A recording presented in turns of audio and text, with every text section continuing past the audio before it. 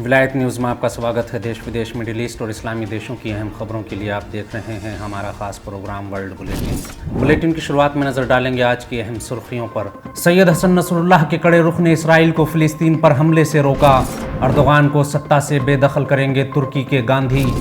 2 जनरलों की जंग में तबाह हो रहा है सूडान। ब्रिटेन ने यूक्रेन को यूरेनियम युक्त गोला बारूद देने की बात मानी। म्यांमार के कारण नई मुश्किल में फंस सकता है भारत। लेबनान की सुरक्षा और शांति ईरान और पूरे इलाके के लिए बेहद ज़रूरी।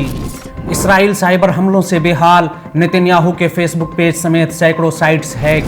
तुर्की का अमेरिका पर ज़बानी हमला। पीकेके से नहीं वाशिंगटन से लड़ रहा है अंकारा। रिफ्यूजी को लेकर जा रही कश्ती डूबी, 55 लोगों की मौत। सूडान में बिगड़ते हालात, अब तक 512 की मौत, 4193 लोग जख्मी। तुर्की के पहले सुपरसोनिक लड़ाकू विमान होरजेट ने भरी सफल उड़ान। कनाडा में सरकार के खिलाफ विरोध प्रदर्शन 9वें दिन भी जारी। सरकार का झुकने से इनकार, प्रदर्शनकारी अपनी मांगों पर अड़े। फिलिस्तीनी दल और हिजबुल्लाह इसराइल की किसी भी हरकत का जवाब देने के लिए तैयार। पाकिस्तान में अमीरों और गरीबों के बीच बढ़ती खाई, अर्थव्यवस्था का जनाजा निकला। अब खबर तफसील से। इसराइल पर साइबर हमले, नेतन्याहू के पेज समेत 5 लाख लोगों का डाटा लीक। इसराइल पर शुरू हुए हालिया साइबर हमलों को 24 घंटों से ज़्यादा बीत गए हैं, लेकिन अब तक ज़ायोनी सरकार इस हमले के असर से नहीं उबर सकी। खुद को अदालती कार्रवाई से बचाने की कोशिशों के तहत अदालती सिस्टम में बदलाव के नेतन्याहू की कोशिशों के बीच दो फाड़ हुए इसराइल में राजनीतिक और सामाजिक संकट गहराया हुआ है। ऐसे में हैकर ग्रुप्स शार्प बॉयज़ ने एक बार फिर इसराइल को साइबर हमलों का निशाना बनाना शुरू कर दिया। कल शाम से अब तक पिछले 24 घंटों में शार्प बॉयज़ ने ज़ायोनी शासन की कई वेबसाइट्स को हैक करते हुए इसराइल की साइबर सिक्योरिटी की पोल खोलकर रख दी। हिब्रू मीडिया ने खबर देते हुए कहा कि एक लंबी खामोशी के बाद एक बार फिर शार्प बॉयज़ ने इसराइल सरकार की वेबसाइट्स को निशाना बनाना शुरू कर दिया। शार्प बॉयज़ ने अपने हालिया हमलों में ज़ायोनी सरकार के एक एजुकेशन इंस्टीट्यूट को निशाना बनाते हुए कम से कम 5 लाख लोगों का डाटा हैक कर लिया। 2009 से अब तक का डाटा हैक करते हुए इस ग्रुप ने कुछ लोगों का डाटा लीक कर दिया, जबकि कुछ डाटा नीलाम करने का ऐलान किया है, जिसके बाद ज़ायोनी सेना और पुलिस बलों में काम करने वाले लोगों की दस्तावेजों सहित पहचान और उनकी निजी जानकारियां हासिल की गई। शार्प बॉयज़ ने एक फाइल भी शेयर की जिसमें इस सरकारी संस्था में ट्रेनिंग ले चुके 2 लाख लोगों की पहचान, उनके टेलीफोन नंबर के साथ साथ उनका एड्रेस भी दिया गया है। गौरतलब है कि एटिड एजुकेशनल इंस्टीट्यूट का गठन 1990 में कट्टर ज़ायोनी लॉबी ने किया था, जिसका सबसे अहम मकसद इसराइल सरकार के मुस्तकबिल के जिम्मेदार ऑफिसर्स को तैयार करना है। इस संस्था के तल अवीव, कुद्स, हैफा, बेरूत सबा समेत कई शहरों में कई इंजीनियरिंग कॉलेज भी हैं। एटिड ने इन साइबर हमलों के बाद कहा है कि उसका डाटा लीक हुआ है, जिसमें एजुकेशन सर्टिफिकेट के साथ साथ फौजी सर्विस के सर्टिफिकेट से लेकर पुलिस विभाग में नौकरी के दस्तावेज भी शामिल हैं। इससे पहले फिलिस्तीन के समर्थन का ऐलान करते हुए हैकर ग्रुप एनानिमस सूडान ने भी कई ज़ायोनी साइट्स और नेतन्याहू के फेसबुक पेज को हैक करने का ऐलान किया था। हिब्रू मीडिया ने भी इन खबरों की तायद करते हुए कहा था कि इस साइबर अटैक की वजह से नेतन्याहू का पेज और वेबसाइट्स कुछ देर के लिए नाकारा हो गई। बुधवार को हुए ये साइबर हमले यहीं ख़त्म नहीं हुए। एनोनिमस सूडान ने दावा किया कि उसने कई अहम सरकारी वेबसाइटों को हैक कर लिया, जिसमें बंदरगाह संगठन, हैफा पोर्ट, हेल्थ मिनिस्ट्री, आंतरिक सुरक्षा और खुफिया संगठन शाबाक की वेबसाइट और कई ज़ायोनी न्यूज़पेपर की साइट्स भी शामिल हैं। एनोनिमस सूडान ने कहा कि अभी तो ये शुरुआत है, हम आने वाले दिनों में इसराइल के ऑनलाइन बुनियादी ढांचों को हमले का निशाना बनाएंगे।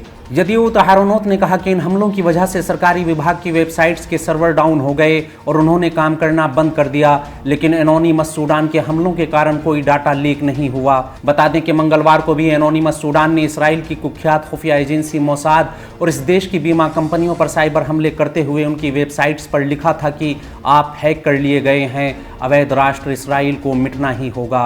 एनोनिमस सूडान ने उस वक्त साफ शब्दों में कहा था कि ये एक ट्रायल है, असल हमले तो अब शुरू होंगे। आंतरिक बिखराव और पतन की मुश्किलों का सामना कर रहे इसराइल के खिलाफ पिछले 1 महीने में साइबर हमलों में बेहद तेजी आई है। इसराइल के बैंकिंग सिस्टम, बीमा, पोस्ट, हेल्थ फैसिलिटीज़, बिन गुरियन हवाई अड्डे और दूसरी बुनियादी संस्थाएं हैकर्स के निशाने पर हैं, जिसके चलते ज़ायोनी सरकार के कई विभागों और मीडिया समूहों ने इसराइल के बाहर अपनी सेवाएं बंद करते हुए इन्हें सिर्फ इसराइल की सरहदों तक महदूद कर दिया।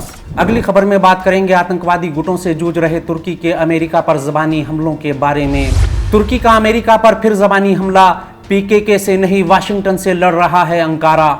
तुर्की ने एक बार फिर अमेरिका पर मिडिल ईस्ट में आतंकवाद फैलाने के आरोप लगाते हुए कहा कि अमेरिका हमारी सरहदों पर एक आतंकी सरकार के गठन की साजिशें कर रहा है।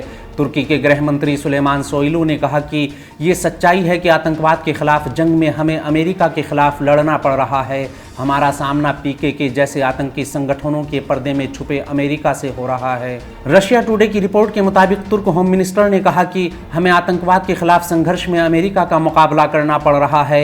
अमेरिका हमारी सरहदों पर एक आतंकी सरकार के गठन की योजना को अंतिम रूप देने में लगा हुआ है। सुलेमान ने दावा करते हुए कहा कि हमें आईएसआईएस, अलकायदा, पीकेके और कई दूसरे आतंकी संगठनों से जूझना पड़ रहा है। उन्होंने कहा कि बज़ाहिर तो हम पीकेके से जंग कर रहे हैं, लेकिन सच्चाई ये नहीं है, बल्कि सच्चाई ये है कि हमें अमेरिका से लड़ना पड़ रहा है और हम इतने सादे और भोले नहीं कि ये ना समझ सकें। अमेरिका हमारी सरहदों पर एक आतंकी सरकार का गठन करना चाहता है। सीरिया को आतंकवाद की आग में जलाने और आतंकी गुटों को हर तरह से भरपूर मदद करने में अमेरिका और साम्राज्यवादी लोबी की साजिश में बराबर के साझेदार रहे तुर्की ने एक हफ्ते पहले भी अमेरिका के खिलाफ ज़बानी हमले करते हुए दावा किया था कि वाशिंगटन हमारी सीमाओं के आसपास एक आतंकी सरकार के गठन की साजिशों में लगा हुआ है।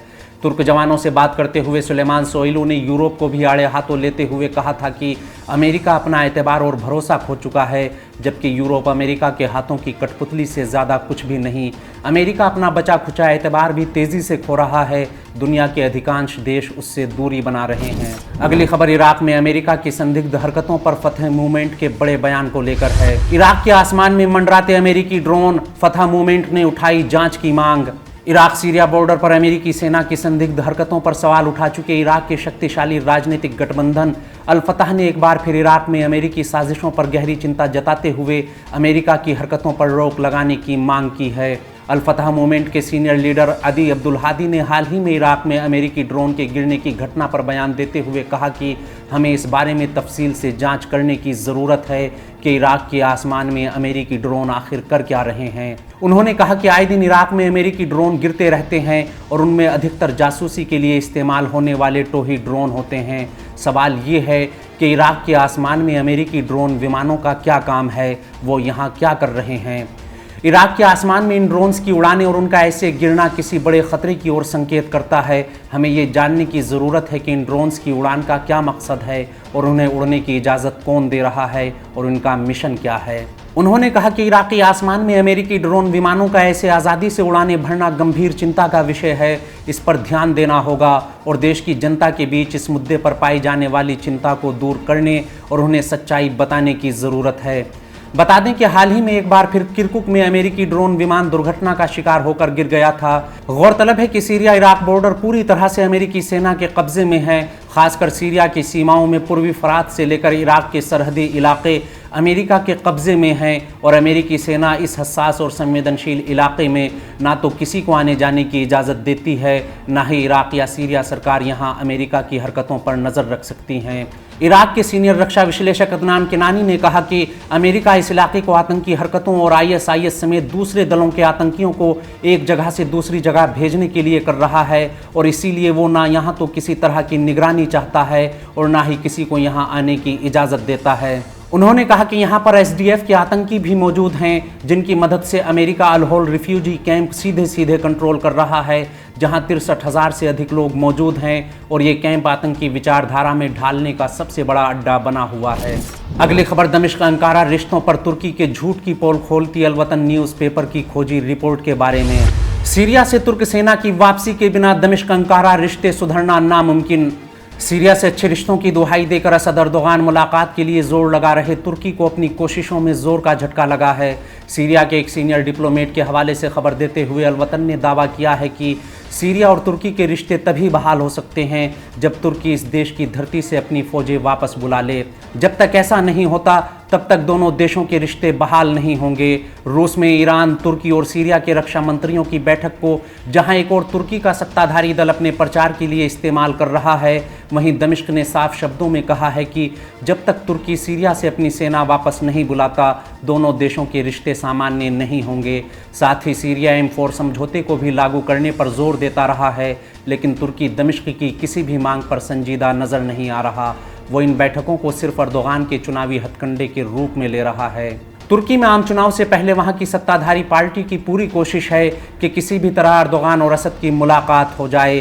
तुर्की के विदेश मंत्री मौलूद चावुशोगलू ने अर्दोगान और असद के बीच मुलाकात को ज़रूरी बताते हुए कहा कि अर्दोगान और असद की मुलाकात के लिए ज़रूरी कदम उठाए जाने चाहिए। साथ ही उन्होंने उम्मीद जताई कि तुर्की के आम चुनाव से पहले दोनों नेताओं के बीच मुलाकात हो जाएगी। एक तरफ जहां तुर्की असद से मुलाकात के लिए भरपूर बयानबाजी कर रहा है, वहीं दूसरी तरफ दमिश्क की ओर से साफ शब्दों में कहा जा चुका है कि सीरिया की धरती से तुर्की के सैनिकों की पूरी तरह से वापसी के बिना अर्दोगान और असद की मुलाकात मुमकिन नहीं है। सीरिया के सीनियर अधिकारी कह चुके हैं कि जब तक ये शर्त पूरी नहीं होती उस समय तक असद और अर्दोगान के बीच मुलाकात नहीं हो सकती। हमारे आज के बुलेटिन में फ़िलहाल इतना ही। देश विदेश, मिडिल ईस्ट और इस्लामी देशों की अहम खबरें जानने के लिए विलायत न्यूज़ से जुड़े रहिए।